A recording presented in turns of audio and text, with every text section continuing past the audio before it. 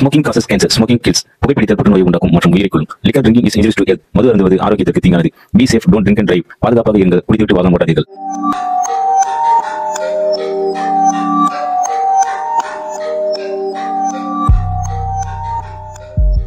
Welcome passenger real life go ஸ்டோரிஸில் நான் உங்கள் ஹண்ட்மேன்.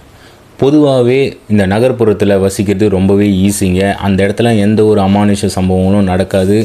எல்லாருமே கொஞ்சம் தைரியமாக தான் இருப்பாங்க. லைட்டு வெளிச்சம், ஆள் நடமாட்டம் எல்லாமே அதிகமாகவே இருக்கும். ஆனால் கிராமப்புறத்தில் அப்படி இல்லவே இல்லைங்க. இந்த அமானுஷ விஷயங்கள்லாம் நடக்கிறதுக்காகவே ஒரு இடம் இருக்குதுன்னா அது அந்த கிராமப்புறம் தான். ஏன்னா இந்த கிராமப்புறம் எல்லாமே தனித்தனி தீவு மாதிரி தான் அமைஞ்சிருக்கும். நகர்ப்புறத்துலேருந்து கிராமப்புறத்துக்கு போனோன்னா வெகு தூரம் நடந்து போகிற மாதிரி இருக்கும். இரவு நேரத்தில் இல்லைன்னா பைக்கில் பயணம் செய்கிற மாதிரி தான் இருக்கும். அந்த பக்கமெல்லாம் சரியாகவே லைட்டு வெளிச்சம் எந்த ஒரு விஷயமுமே இருக்கவே இருக்காதுங்க. இருட்டில் தான் போகிற மாதிரி இருக்கும். இந்த பௌர்ணமி நேரத்தில் இந்த நிலா வெளிச்சம் அந்த மாதிரி டைமில் தான் நம்ம போகிற மாதிரி இருக்கும். அப்படி தான் இந்த கிராமப்புறத்துக்கு பயணம் செய்கிற எல்லாருமே பயணமும் இப்போ வரைக்குமே செஞ்சுட்டும் இருக்காங்க. ஆனால் நகர்ப்புறத்தில் எல்லா பக்கமும் லைட்டு வெளிச்சிருக்கும். அதனால் அவங்களுக்கு எந்த ஒரு பிரச்சனையும் இல்லை. அந்த மாதிரி ஒரு கிராமம் தனியாக இருக்கிற ஒரு கிராமத்திலேருந்து நகர்ப்புறத்துக்கு போனோன்னா வெகு தூரம் இவங்க பயணம் செய்கிறது வழக்கமாக தான் வச்சுட்டும் இருந்திருக்காங்க.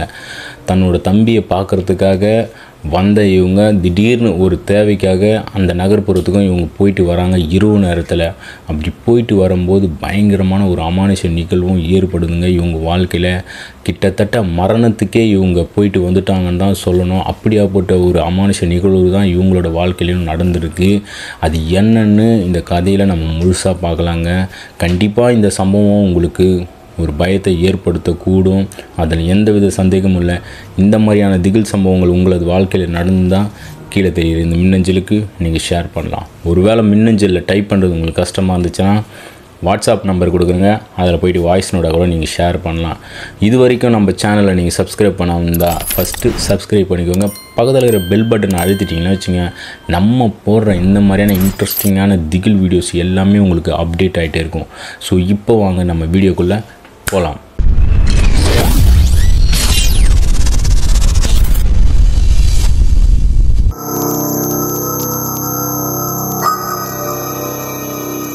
நம்ம கதையோட ஹீரோ சுப்புங்க. இவருக்கு ஒரு அக்கா இருக்கிறாங்க. அவங்க பேர் கனகா. இவங்களுக்கு திருமணமும் ஆகி இவங்க நகர்ப்புறத்தில் தான் வசிச்சுட்டும் இருக்காங்க. இவங்களுக்கு குழந்தை இல்லைங்க. ஏன்னா இவங்களுக்கு திருமணம் ஆகி 6 மாத காலம் தான் ஆகுது. இந்த சுப்பு என்றவர் இவர் காலேஜ் 2ஆம் ஆண்டும் படிச்சும் இருக்கார். அங்கேருந்து நகர்ப்புறத்துக்கு தான் போய் படிக்க வேண்டிய ஒரு சூழலும் இருக்குது. ஏன்னா இவங்க இருக்கிறது எல்லாமே ஒரு கிராமப்புறங்க. அதனால் இவங்க நகர்ப்புறத்துக்கு போயிட்டு அங்கே தான் படிச்சுட்ருக்காரு. அக்கா வீட்டில் தங்கி தான் படிப்பார். ஆனால் இந்த டைம் இவரோட சொந்த ஊருக்கும் வந்திருக்காரு. அதுக்கான காரணம் ஏன்னு பார்த்தோம்னா, இவர் சபரிமலை ஐயப்பனுக்கு மாலையும் போட்டிருக்காரு. இவர் கோயிலுக்கு போக வேண்டிய அந்த நாளும் வருதுங்க. அதனால் இவர் வீட்டுக்கும் தங்கி தான் இருக்கார். இங்கேருந்து காலேஜுக்கும் போயிட்டு இருக்காரு. அப்படி சரியாக இவங்க கோயிலுக்கு கிளம்புறதுக்காக இவங்க வீட்டில் இருந்து கோயிலுக்கும் கிளம்பி போயிடுறாரு. அதாவது இந்த சுப்பு கோயிலுக்கு போகிறது அவங்க அக்காவுக்கு தெரியும் இல்லைங்களா. அதனால் தம்பியே கோயிலுக்கு போகிறான், நம்ம அவனை போய்ட்டு வழி அனுப்பிட்டு வரலான்ட்டு அவங்க கணவரை அழைச்சிட்டு இவங்க சொந்த ஊருக்கு வராங்க. இவங்க சொந்த ஊர் எதுன்னா தமிழ்நாட்டில் கும்மிடிப்பூண்டி பக்கத்தில் ஏலாவூர்னு ஒரு ஊருக்குங்க. அந்த இடத்துல அமைஞ்சிருக்கிற ஒரு கிராமத்தில் தான் இவங்களும் வசிச்சுட்டு இருக்காங்க. இவங்க நகர்ப்புறத்துலேருந்து அங்கே போனோன்னா கிட்டத்தட்ட 15 கிலோமீட்டர் இவங்க பயணம் செஞ்சு போய் தான் ஆகணும். அப்படியாப்பட்ட ஒரு தூரத்தில் போனதுக்கப்புறமா இவங்க கிராமமே வருதுங்க. ஆனால் இந்த பக்கம் பயங்கரமாகவே இருட்டாக இருக்கும், இருட்டாக இருக்கும். இரவு நேரத்தில் பயணிக்கிறது ரொம்பவே ஆபத்தான ஒரு விஷயம், ஒரு செயல்னு தான் சொல்லணும். அப்படி தான் இவங்க தம்பி கோயிலுக்கு போகிறான்ட்டு இவங்க சீக்கிரமாகவே கிளம்பியும் வந்துடுறாங்க இவங்க சொந்த ஊரான அந்த ராமாபுரத்துக்கு. அப்படி வந்ததுக்கப்புறமா இவங்க ஒரு விஷயத்த மறந்துட்டும் வந்துடுறாங்க. அது என்னென்னா, தம்பிக்கு கோயிலுக்கு போகும்போது காசு கொடுக்கணும் இல்லைங்களா. அந்த காசை அவங்க கையில் எடுத்துகிட்டு வராமல் மறந்துட்டும் வந்துடுறாங்க. அந்த காலத்துலலாம் இந்த ஃபோன்பே, ஜிபே இந்த மாதிரியான வசதியெல்லாம் எதுவுமே கிடையாதுங்க. அந்த டைமில் ஏடிஎம்மில் தாங்க இவங்க பணம் எடுக்கணும்.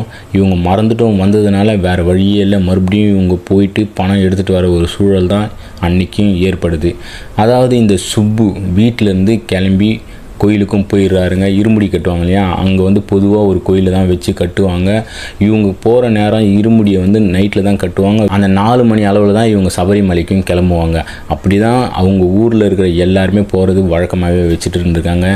இந்த சுப்புவோட அக்கா கனகா வந்து சாயங்காலமே வந்துட்டாங்க. இவங்கக்கிட்ட காசு இருக்குதுன்னு நினச்சிட்டு இவங்க வந்து பெருசாக எதிர்பார்க்கல. அந்த வேலையெல்லாம் அதிகமாக இருக்கு இல்லைங்களா, அதனால் வீட்டு வேலையெல்லாம் அதிகமாக செஞ்சுட்டு அப்படியே இருந்ததுனால இவங்க மறந்துடுறாங்க. இவங்களோட கணவரும் அதை பற்றி பெருசாக சொல்லவே சொல்லுங்க. இவங்க வீட்டிலேருந்து தம்பியை கிளப்பி கோயிலுக்கு அனுப்பிச்சதுக்கு அப்புறமா இவங்க சாப்பாடெல்லாம் கட்டிட்டு அங்கேருந்து கோயிலுக்கும் போயிடுறாங்க. கோயிலுக்கு போனதுக்கப்புறமா இவங்க தம்பிக்கு இருமுடியும் கட்டிடுறாங்க. இவங்க தம்பிக்கு இருமுடி கட்டினதுக்கப்புறமா எல்லாருமே வந்து சொந்த பந்தம் இவங்க எல்லாருமே காசு வந்து கையில் கொடுப்பாங்க இல்லையா. அப்போது கனகாவோட ஹஸ்பண்ட் கிட்ட என்னங்க காசு கொடுங்க, தம்பிக்கு காசு கொடுக்கணும் அப்படின்னு சொல்லும்போது தான் அவருக்கு ஒரு விஷயம் ஞாபகம் வருது. இவர் வந்து காசை எடுத்துகிட்டே வரலைங்க, மறந்துட்டும் வந்துட்டுருக்காரு. அம்மாடி நான் காசு எடுத்துகிட்டு வரலம்மா, நான் மறந்துட்டேன், நீ வேணால் இங்கேயே இரு, நான் வேணால் மறுபடியும் போயிட்டு பஜாருக்கு போய்ட்டு காசு எடுத்துகிட்டு வந்துடுறேன் அப்படின்ட்டு அவங்க கணவர் வந்து சொன்ன உடனே, இந்த நேரத்தில் நீங்கள் எங்கெங்கே தனியாக போகிறீங்க, சரியாக அப்போ மணி 12ங்க, நீங்கள் எங்கே தனியாக போகிறீங்க, நானும் கூட வரேன் அப்படின்ட்டு கனகாவும் சொல்கிறாங்க. இது எதுவுமே அவங்க தம்பிக்கும் சரி கனகாவோட அவங்க அப்பா அம்மாவுக்கும் யாருக்குமே தெரியவே தெரியாதுங்க. வீட்டில் சொன்னால் பயப்படுவாங்க. நம்ம வீட்டுக்கு போயிட்டு வரோன்ட்டு நம்ம போயிட்டு வந்துடலாங்க பஜாருக்கு அப்படின்ற மாதிரி கனகா வந்து அவங்க கணவர்கிட்டையும் சொல்லுவோம். அவங்க கணவரும் இதை ஏற்றுக்கிறாருங்க. ஏன்னா இவங்க கோயிலுக்கு கிளம்பும்போது கனகாவோட அவங்க அப்பா அவங்க அம்மா அவங்க தம்பி இவங்க 4 பேர் தான் மொத்தமே. இவங்க சொந்த பந்தம் எல்லாருமே கோயிலாண்ட தான் இருக்காங்க. இவங்க வீட்டில் யாருமே இல்லை. அம்மா நான் வீட்டு வரையும் போயிட்டு வந்துடுறேன் என்னோட கணவரோட அப்படின்னு சொல்கிறாங்க. அவங்களும் எதுக்குடி அப்படின்னு கேட்டோன்னே, அது ஒன்றும் இல்லைம்மா, ஒரு சின்ன பொருள் ஒன்று மறந்துட்டு வந்தேன், தம்பிக்கு கொடுக்கணும், அதனால் நான் போய் எடுத்துகிட்டு வந்துடுறேம்மா அப்படின்ற மாதிரி சொல்லிவிட்டு அங்கேருந்து பைக் எடுத்துகிட்டு இவங்க பயணிக்கும் செய்கிறாங்க. அப்படி அந்த நடு சாமத்தில் இவங்க பஜாருக்கு போயிட்டு காசு எடுக்கணும்னு நினச்சது தாங்க மிகப்பெரிய தவறாக வந்து முடிய போது. இவங்களுக்கு இப்போ தெரியலங்க. இவங்க வீட்டில் சொன்னதுக்கு அப்புறமா பைக் எடுத்துகிட்டு பஜாருக்கு காசு எடுக்கிறதுக்காக இவங்க வேகமாக போகிறாங்க. சீக்கிரமாக காசு எடுத்துகிட்டு வந்து குத்தணும், ஏன்னா இந்த வாட்டி சாமிகள்லாம் கம்மியாக வந்திருக்காங்க, 3 மணிக்குள்ளே கிளம்பிடுவாங்க இங்கேருந்து அப்படின்ற மாதிரி இவங்க வேகமாக போகிறாங்க. சரியாக 12 மணி இருக்கும். அப்படி வேகமாக போயிட்டு இவங்க பஜாரில் ஒரு ஏடிஎம்மில் காசும் எடுத்துடுறாங்க. எடுத்ததுக்கப்புறமா அங்கேருந்து இவங்க திரும்பி வரும்போது சரியாக மணி 1:30 இருக்குங்க. அந்த டைம் இவங்க வரும்போது, அதாவது இந்த பஜார் பகுதி தாண்டினதுக்கப்புறமா இவங்களோட கிராமத்துக்கு வர வரைக்குமே பெருசாக லைட்டு வெளிச்சம் எதுவுமே இருக்காதுங்க. ஒரு ஒத்தையடி பாதை மாதிரி தான் ரோடும் இருக்கும். பெருசாக இவங்க ஊர் பக்கம் ரோடு வசதியெல்லாம் எதுவுமே இல்லைங்க. அப்படி இவங்க வந்துகிட்டே இருக்கும்போது இவங்களுக்கு அதிபயங்கர அமானுஷ்ய சம்பவம் ஒன்று நடக்குது. இதனால் இவங்களோட உயிருக்கே பெரிய பிரச்சனையாகவும் வந்து முடியுதுங்க. அது என்னன்னா, இவங்க அந்த இரவு நேரத்தில் பைக்கில் வந்துட்டு தான் இருக்காங்க. அப்படி வந்துட்டே இருக்கும்போது சரியாக ஒரு வளைவு பாதை மாதிரி இருக்குங்க. அந்த இடத்துல வரும்போது இவங்களுக்கு பேரதிர்ச்சிகரமான ஒரு விஷயமா நடக்குது. அது என்னன்னா, இவங்களுக்கு எதிர்த்தா போல் ஒரு பெரிய ஒரு வெள்ளை கலரில் ஒரு உருவம் மாதிரி ஒன்று தென்படுதுங்க. இதை பார்த்த கனகாவோட கணவர் கொஞ்சம் பயப்படுறாரு, பதட்டமும் படுறாரு. இதை வந்து கனகா பார்க்கலைங்க. இவர் வந்து பெருசாக சொன்னால் எங்கே பயப்பட போகிறாளோ அப்படின்னு நினச்சிட்டு இவர் மாட்டுன்னு வண்டியை வந்து கொஞ்சம் ஸ்லோ பண்ணிவிட்டு அப்படியே போயிட்டே இருக்காருங்க பைக்கு. என்னங்க ஆச்சு, எதுக்குங்க வண்டி ஸ்லோ பண்ணிங்க, சீக்கிரமாக போங்க அப்படின்ற மாதிரி சொன்ன உடனே, அதெல்லாம் ஒன்றும் இல்லடி, இரு நான் போகிறேன் அப்படின்ட்டு இவர் வந்து சொல்லிவிட்டு அப்படி ஒரு மாதிரி பதட்டப்படுறத இவங்க பின்னாடி உட்காந்து நல்லாவே உணர்றாங்க. என்னங்க ஆச்சு உங்களுக்கு, எதுங்க பதட்டப்படுறீங்க அப்படின்ட்டு. ஒன்றுலடி அமைதியாயிரடி அப்படின்ட்டு இவர் வந்து சொல்கிறாருங்க. என்னதான் ஆச்சு உங்களுக்கு அப்படின்ட்டு கனகா வந்து ரோட்டில் பார்க்குறாங்க, எதிர்த்தா போல் பார்க்குறாங்க. பார்த்து இவங்களுக்கு அப்படியே தூக்கி வாரி போட்டிருக்குங்க. அது என்னன்னா, இவங்க கண்ணுக்கும் கிளியராக தெரியுது, அந்த வெள்ளை கலரில் பயங்கரமாக ஒரு கொடூரமான ஒரு உருவத்தை இவங்களும் பார்க்குறாங்க. அப்படியே பார்த்த அடுத்த செகண்டு இவங்கள வந்து கனகாவோட கணவரை வந்து இறுக்கி பிடிச்சிக்கினாங்க. என்னங்க அது என்னதுங்க, பேயா அப்படின்ட்டு ஒரு மாதிரி கத்தவும் ஆரம்பிச்சிடறாங்க அதே இடத்துல. அதெல்லாம் ஒன்றும் இல்லடி, நீ வாடி நான் பார்த்துக்கிறேன் அப்படின்ட்டு பைக்கை வந்து இவர் பொறுமையாக தான் அங்கே ஓட்டிகிட்டு போகிறாங்க. இவங்க போக அந்த உருவம் வந்து இவங்களுக்கு அந்த டிஸ்டன்ஸ் மெயின்டைன் ஆகினே இருக்குது. அப்படி தூரமாக போகிற மாதிரி இவங்களுக்கு தெரிஞ்சிட்டே இருக்குங்க. அப்படி போயிட்டே இருக்கும்போது இவங்களுக்கு ஈரக்கொலியாக நடுங்கிற மாதிரி ஒரு விஷயம் நடக்குது. அது என்னன்னா, அந்த உருவம் நின்றுட்டு இருந்தீங்களா, அந்த உருவம் வந்து சடனாக வந்து இவங்க மேலே அப்படியே மோதிட்டு அப்படியே கிராஸ் பண்ணி போகிற மாதிரி ஆனவுடனே இவர் வந்து ஒரு நிமிஷம் கண்ணை மூடிடுறாருங்க. அதுதாங்க இவர் பண்ண மிகப்பெரிய தவறு. இவர் கண்ணை மூடினதுக்கப்புறமா அந்த வண்டி கண்ட்ரோல் இல்லாமல் போயிட்டு விபத்தும் ஏற்பட்டுதுங்க. விபத்து ஏற்பட்டதுக்கப்புறமா இவங்க 2 பேருமே ஆளுக்கு ஒரு மூலையாக போயிட்டு சதறி போய் விழுந்தும் கிடக்குறாங்க. கொஞ்சம் நேரம் 2 பேருக்கிட்டையுமே மூச்சு பேச்சே இல்லாமல் தான் இருந்திருக்காங்க. கொஞ்சம் தூரத்தில் ஒரு வெளிச்சம் ஒரு சத்தமும் கேட்குது. அது என்னன்னா இவங்களோட ஃபோனு வந்து ரிங் அடிக்குது. அந்த வெளிச்சம் தாங்க இவங்களுக்கு நல்லாவே தெரியுது. கனகா தான் கண்முழிச்சு முதல்ல பார்க்குறாங்க. பார்த்தோன்னே ஒரு இடத்துல அப்படியே லைட்டு வந்து ஆஃப் ஆகி எரியுது. சின்னதாக ஒரு ரிங் அடிக்கிற சத்தம் கேட்டுகிட்டே இருக்குங்க. அதுக்கப்புறமா இவங்க வந்து எப்படியோ சமாளித்து எழுந்து பொறுமையாக அந்த ஃபோன் கிட்ட போயிட்டு பார்க்குறாங்க. அவங்க அம்மா தான் கால் பண்ணுறாங்க. இப்படி ஒரு சம்பவம் நடந்துச்சுன்னு வீட்டில் சொன்னால் ரொம்பவே பதறி போயிடுவாங்க. தம்பியும் கோயிலுக்கு போகிறதுக்காக கிளம்பியிருக்கான். இப்போ நம்ம இதை சொல்ல வேணாம், நம்மளோட கணவர் எங்கே இருக்கார் அப்படின்ட்டு நம்ம தேடுவோன்ட்டு என்ன பண்ணுறாங்கன்னா ஃபோனை வந்து அவங்க எடுக்கலைங்க. அந்த ஃபோன் எடுத்துகிட்டு டார்ச் ஆன் பண்ணிவிட்டு அப்படியே சுற்றி தேடுறாங்க. எங்கெங்க இருக்கீங்க, உங்களுக்கு என்னங்க ஆச்சுன்ட்டு அப்படி பதட்டத்தோடு தான் அவங்க தேடவும் செய்கிறாங்க. அப்படி தேடினதுக்கப்புறமா ஒரு புதரில் காலு மட்டும்தாங்க வெளியே தேருது. மீதி உடம்பு ஃபுல்லாகவே வந்து புதரில் போய் மாட்டியிருக்கு.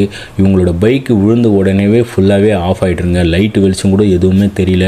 அதுக்கப்புறமா என்னங்க அப்படின்ட்டு பயங்கரமாகவே கத்தவும் ஆரம்பிச்சிடுறாங்க. என்னங்க ஆச்சுங்க அப்படின்ட்டு காலை பிடிச்சி இழுக்கவும் செய்கிறாங்க. காலை பிடிச்சி இழுத்ததுக்கப்புறமா ஒரு வழியாக அவங்க காலை பிடிச்சி இழுத்து நல்லா சமதளமான பகுதிக்கு இழுத்துட்டும் வராங்க. இழுத்துட்டு வந்து கன்னத்தில் தட்டி எழுப்புறாங்க. என்னங்க ஆச்சு, ஏந்திருங்க எனக்கு பயமாக இருக்குதுங்க அப்படின்ட்டு இவங்க வந்து கனகா மறுபடியும் எழுப்பிட்டே இருக்குங்க. ஒரு கட்டத்துக்கு அப்புறமா இவங்க என்ன செய்கிறாங்கன்னா ஒன்றுமே புரியல. இவங்களுக்கு ரொம்பவே பதட்டமும் ஆகிடுது. ஒருவேளை நம்மளோட கணவர் வந்து நம்மளை விட்டுட்டு போயிட்டாரோ, இறந்துட்டாரோ அப்படின்ட்டு இவங்க ரொம்பவே பதறி போயிடுறாங்க. ஏன்னா இவருக்கு தலையிலையும் அடிபட்டு ரத்தம் வருது. ஆனால் இவங்க ஒரு விஷயத்தை கவனிக்கலைங்க. அது என்னன்னா அவங்களோட கணவருக்கு கை உடஞ்சி போயிடுது. அவங்க கவனிக்கலைங்க. இவங்க இதை கவனிக்காமல் ரொம்ப நேரம் தட்டி எழுப்பினே இருங்க. அவர் மயக்கத்தில் தான் இருக்கார். ஒரு கட்டத்துக்கு அப்புறமா இவங்க வந்து பயங்கரமாகவே ஆக்ரோஷமாக அழவும் செய்கிறாங்க. இவங்க அழுதுகிட்டே என்ன செய்கிறாங்கன்னா நெஞ்சு மேலேயே ஓங்கி குத்தவும் செய்கிறாங்க. இந்த மாதிரி முதலுதவி பண்ணுவாங்க. நெஞ்சு மேலே கையை வச்சு CPR பண்ணுவாங்க. வாயை வச்சு மூச்சு காற்றை செலுத்தினாங்கன்னா அவங்களுக்கு வந்து உயிர் வர்றதுக்கு வாய்ப்பு இருக்குங்க. அது பேர் தான் முதலுதவின்னு சொல்லுவாங்க. அப்படி பண்ணி பார்த்ததுக்கு அப்புறமா அவங்க வந்து நெஞ்சு மேலேயே குத்துறாங்க. ஓங்கி குத்துறாங்க. குத்துனதுக்கு அப்புறமா தாங்க அவர் வந்து அப்படியே டக்குன்னு கண்ணும் முழிக்கிறாரு. அதுக்கப்புறமா தான் இவங்களுக்கு வந்து நிம்மதியே வருது. என்னங்க ஆச்சுங்க உங்களுக்கு அப்படின்ட்டு இவர் வந்து கண்ணும் முழிச்ச உடனே வழியில் வந்து பயங்கரமாகவே கத்தவும் செய்கிறாங்க. என்னங்க ஆச்சு அப்படின்ட்டு இவர் என்ன செய்கிறாங்கன்னா அப்படி கையை தூக்கும்போது தான் தெரியுது கை வந்து துண்டாக உடஞ்சி தூங்கிட்டும் இருக்குது. அதாவது எலும்பு வந்து துண்டாக உடஞ்சி தூங்குதுங்க. இதை பார்த்த இவங்க 2 பேருமே பயங்கரமாக ஷாக் ஆகிட்டு கத்தவும் செய்கிறாங்க. ஐயோயோ எனக்கு உயிர் போகிற மாதிரி வலிக்குது, என் கையே உடஞ்சி போச்சே, நான் என்ன செய்வேன் அப்படின்ட்டு பயங்கரமாகவும் கத்தவும் செய்கிறாங்க. அதே இடத்துல இவங்களுக்கு ஒன்றுமே புரியல. நம்ம காசு எடுக்கிறது வந்தது ஒரு தப்பா, எதுக்கு ஐயப்பா இப்படியெல்லாம் சோதிக்கிற அப்படின்ட்டு பயங்கரமாக அந்த இடத்துலையே தேம்பி அழறாங்க. இவர் வழியில் வந்து பயங்கரமாக துடிக்கிறாரு. இவரால் வந்து வண்டியும் ஓட்ட முடியாது. இவர் ஒரு கையை வச்சுட்டு என்ன பண்ணுவார்? இந்த நேரத்தில் இரவு நேரத்தில் இந்த சைடு வண்டிங்க எதுவுமே போகலையே, நம்மளுக்கு யார் உதவி பண்ண வருவோம் அப்படின்ட்டு பயங்கரமாக இந்த இடத்துல அவங்க அழவும் செய்கிறாங்க. கனகா என்ன சொல்கிறாங்கன்னா, என்னங்க நீங்கள் இங்கேயே இருந்தீங்கன்னா நம்ம எதுவும் பண்ண முடியாது, கொஞ்சம் வலியை பொறுத்துக்கிட்டு வாங்க நம்ம ஹாஸ்பிட்டலுக்கு போகலாம் அப்படின்ற மாதிரி அங்கேருந்து அவருக்கு அழைச்சிட்டு ஹாஸ்பிட்டலுக்கும் போகிறாங்க. பைக்கு வந்து அவரால் ஓட்டவே முடியல. இதில் இன்னொரு நல்ல விஷயம் என்னென்னா இந்த கனகா வந்து சின்ன வயசுலேருந்தே இந்த கியர் பைக்கெல்லாம் ஓட்டி பழகின ஒரு பெண்மணி தாங்க. அதனால் இவங்க என்ன செய்கிறாங்கன்னா அந்த வண்டியை எடுத்து ஸ்டார்ட் பண்ணிவிட்டு இவர் பின்னாடி உட்கார வச்சுக்கின்னு பைக்கை வந்து ஓட்டவும் ஆரம்பிக்கிறாங்க. அப்படி கொஞ்சம் தூரம் போனதுக்கப்புறம் இவங்களுக்கு இன்னொரு பேரதிர்ச்சி ஒன்று நடக்குதுங்க. அது என்னன்னா இவங்க பார்த்த அதே உருவம் இவங்களுக்கு முன்னாடி நின்றுட்டு பயங்கரமாக சிரிக்கவும் செய்யுதுங்க. ஒரு மாதிரி ஆக்ரோஷமாக சிரிக்கவும் செய்யுதுங்க. என் எல்லையில், அதாவது என் இடத்துலேருந்து நீ எப்படியும் உயிரோடு போயிடுவ, உன்னை நான் சும்மா விட்டுருவோனா அப்படின்னு சொல்லிட்டு அந்த உருவம் இவங்களுக்கு முன்னாடி நின்று சிரிக்கிறத பார்த்துட்டு இவங்க 2 பேருக்குமே மரண பீதியில் இருந்துக்கிறாங்க. என்னங்க பண்ணுறது, இப்போது நம்ம இப்படி வந்து மாட்டிக்கணுமே அப்படின்ட்டு இவங்க அழவும் செய்கிறாங்க. எங்களை விட்டுட்டு ஏற்கனவே என் கணவருக்கு கை உடஞ்சி போச்சு, அதுக்கு எல்லாம் காரணமும் நீ தான், நாங்கள் என்ன பாவம் பண்ணோம் அப்படி இவங்க அந்த ஆவி கிட்ட கேட்குறாங்க. அதுக்கு அந்த ஆவி, என்னோட எல்லையில், அதாவது இந்த இடத்துல இரவு நேரத்தில் பயணம் செய்கிற யாரையும் நான் விட்டதே கிடையாது, உங்களை மட்டும் நான் எப்படி சும்மா விடுவேன், இதே இடத்துல தான் நானும் இறந்து போனேன், அதே மாதிரி நீங்களும் இந்த இடத்துல சாகணும், அப்போ தான் என்னோட ஆசை நிறைவேறும் அப்படின்ட்டு அந்த ஆன்மா சொன்ன உடனே இவங்களுக்கு ஈரக்கொழியை நடுங்கி தாங்க போயிருக்கு.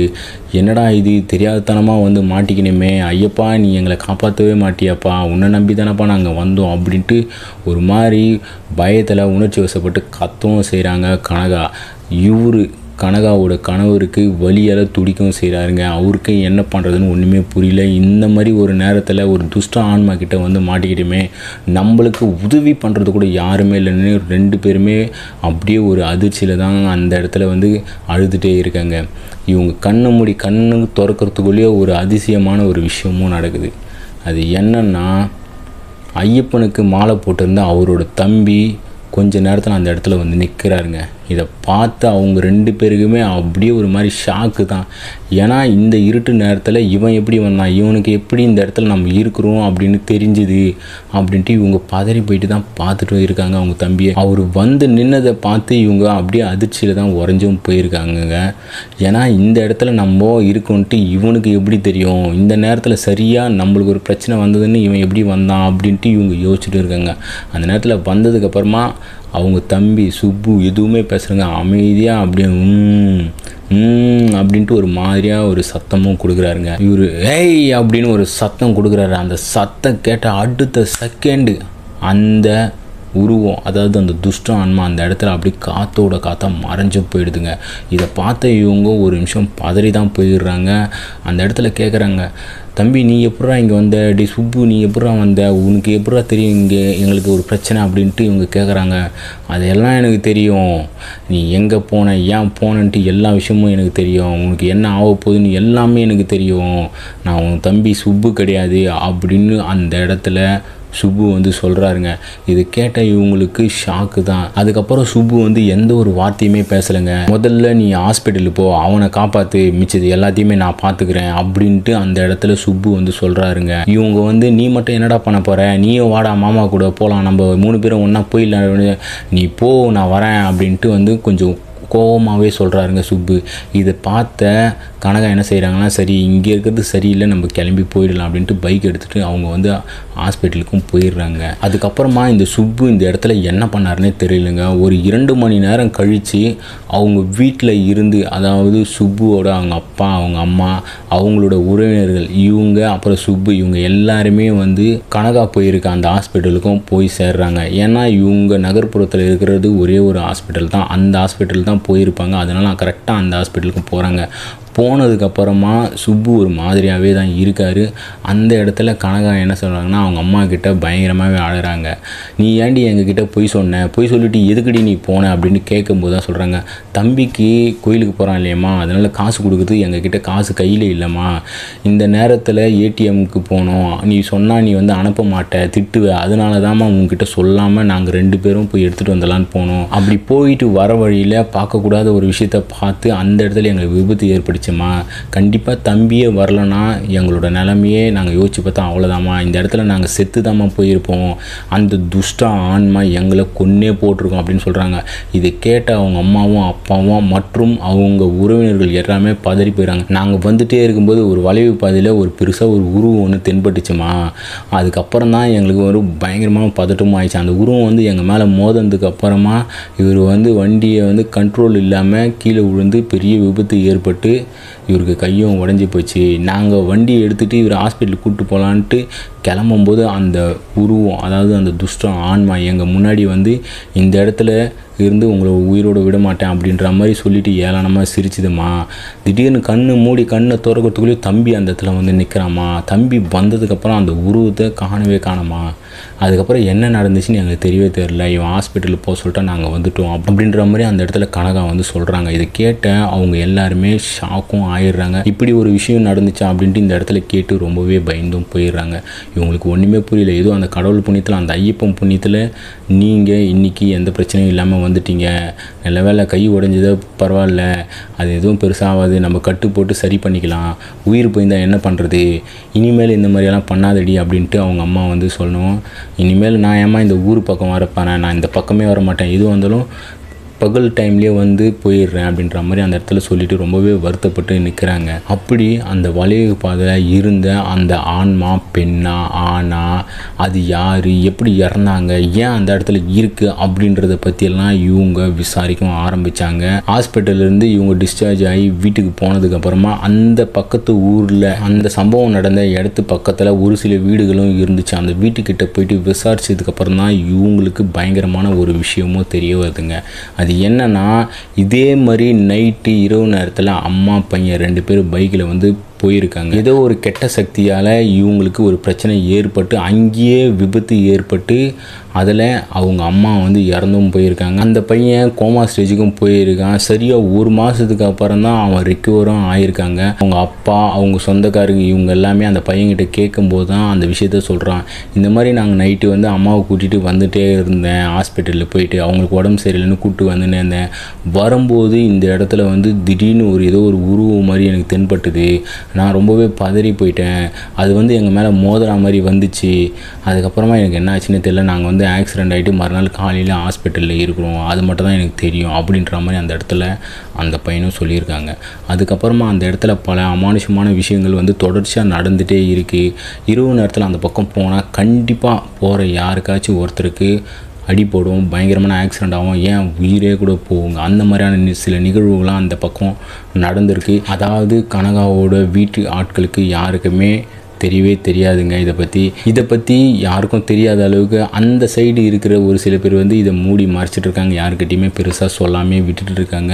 அதனால தான் இவ்வளோ விபத்துகள் ஏற்பட்டிருக்கு. இரவு நேரத்துக்கு பெரும்பாலுமா அந்த கிராமத்துக்கு யாருமே போகிறது இல்லைங்க. அதாவது வெளியூர்லேயே நகர்ப்புறத்துலேயே தங்கிட்டு மறுநாள் காலையில் போவாங்க. இல்லைன்னா அந்த ஊரை விட்டு வெளியவே வரமாட்டாங்க. ஒருவேளை அந்த பக்கம் போய் தான் ஆகணும் அப்படின்ற மாதிரி ஒரு சூழ்நிலை ஏற்பட்டுச்சுன்னா குறைஞ்சபட்சம் 4லேருந்து 5 பேர் அப்படி போனால் தான் அந்த பக்கம் யாருக்குமே எதுவுமே ஆறுது இல்லையாங்க. தனியாகவோ 2 பேரோ அப்படி போனால் கண்டிப்பாக அந்த இடத்துல ஆக்சிடெண்ட் ஆகிட்டு அவங்களுக்கு பெரிய சம்பவம் ஏதாச்சும் ஒன்று நடக்கிறது இப்போவுமே வழக்கமாக தான் இருக்குது. அந்த இடத்துல இருக்கிற அந்த ஆன்மாக்களை இப்போ வரைக்கும் அந்த கிராம மக்களால் கட்டுப்படுத்தவே முடியலங்க. ஏன்னா அதுக்கு யாருமே முன் வரல. அது மாதிரி ஏதாச்சும் பண்ணால் போய் அவங்க குடும்பத்துக்கு ஏதாச்சும் ஆகிடுமோ அப்படின்ட்டு இப்போ வரைக்குமே பயந்துட்டு பெருசாக அந்த ஆன்மாவை கட்டுப்படுத்துக்கு எந்த ஒரு முயற்சியுமே எடுக்கலை. இவங்க செய்கிறதெல்லாம் ஒரே விஷயந்தான். 6 மணிக்கு மேலே அந்த பாதையை இவங்க பயன்படுத்துகிறதே இல்லைங்க. அதுக்கு பதிலாக இவங்க ஊரை சுற்றி ஒரு பாதை வரும், அதை தான் இவங்க பயன்படுத்திட்டு இருக்காங்க. ரொம்பவே அர்ஜென்ட்டுன்னா மட்டும்தான் அந்த பக்கமும் போகிறது வழக்கமாகவும் இருக்குது. இப்போ வரைக்குமே இந்த பாதையை வந்து, அதாவது அந்த வளைவு பாதை, இந்த விபத்தெல்லாம் தொடர்ச்சியாக ஏற்படுது இல்லைன்னா அந்த பாதையை வந்து யாருமே பயன்படுத்தவே இல்லைங்க. நல்ல வேளை அந்த இடத்துல ஐயப்பன் மட்டும் வரல. இவங்களோட கதை அன்றைக்கே முடிஞ்சிருக்குங்க. அப்படி எப்படி அவர் அந்த நேரத்தில் சரியாக வந்தாருன்னா, இவங்க பொய் சொல்லிவிட்டு காசு எடுக்க போனது அவருக்கு அப்போ தெரியவே தெரியாதுங்க. அவர் வந்து கோயிலாண்டு இருந்துட்டு இவங்க அம்மாவையும் அப்பாவையும் அக்காவையும் பார்க்கலான்னு வந்தார் இல்லைங்களா. அப்படி வரும்போது அவங்க அம்மா கிட்டே கேட்டிருக்காருங்க, அக்கா எங்கம்மா அப்படின்னு கேட்ட உடனே வீட்டு வரையும் போயிருக்காடா அப்படின்னு இவங்க சொல்லியிருக்காங்க. அந்த நேரத்தில் தான் இவருக்கு ஏதோ ஒரு உள்ளுணர்வு தோணிருக்கு. இல்லைம்மா, அக்கா ஏதோ ஒரு பெரிய பிரச்சனையில் மாட்ட போகிறா, அவளுக்கு கால் பண்ணு அப்படின்ட்டு இந்த சுப்பு வந்து சொல்லிகிட்டே இருந்திருக்காங்க. அப்போனா இவங்க வந்து காலும் பண்ணியிருக்காங்க கனகாக்கு. இந்த விபத்து ஏற்பட்ட உடனே ஃபோன் அடிச்சுதுன்னு சொன்னீங்கன்னா அது அவங்க வீட்டில் இருந்து தாங்க பண்ணியிருக்காங்க. அதாவது இந்த சுப்பு சொல்லி தான் அவங்க பண்ணியிருக்காங்க. இவங்களுக்கு ஏதோ ஒரு பிரச்சனைன்ட்டு அந்த ஐயப்பனுக்கு தெரிஞ்சதுனால தான் உடனே அந்த இடத்துல வந்து அவங்கள போய் காப்பாற்றிருக்காரு. இப்போது அவங்க நல்லா தான் இருக்காங்க. அந்த கிராமத்தில் இருக்கிற யாருமே அந்த பாதையை பயன்படுத்தவே இல்லைங்க. இந்த மாதிரி உங்கள் ஊரில் ஏதாச்சும் அமானுஷ சம்பவங்கள் மற்றும் திகில் சம்பவங்கள் நடந்திருக்கா? அப்படி நடந்திருந்தால் கீழே தெரியுற இந்த மின்னஞ்சலுக்கு நீங்கள் ஷேர் பண்ணலாம். ஒருவேளை மின்னஞ்சலில் டைப் பண்ணுறது உங்களுக்கு கஷ்டமாக இருந்துச்சுன்னா இந்த வாட்ஸ்அப் நம்பருக்கு நீங்கள் வாய்ஸ் நோட்டாக கூட ஷேர் பண்ணலாம். இது வரைக்கும் நம்ம சேனலுக்கு நீங்கள் சப்ஸ்கிரைப் பண்ணாதீங்கன்னா முதல்ல சப்ஸ்கிரைப் பண்ணிக்கோங்க.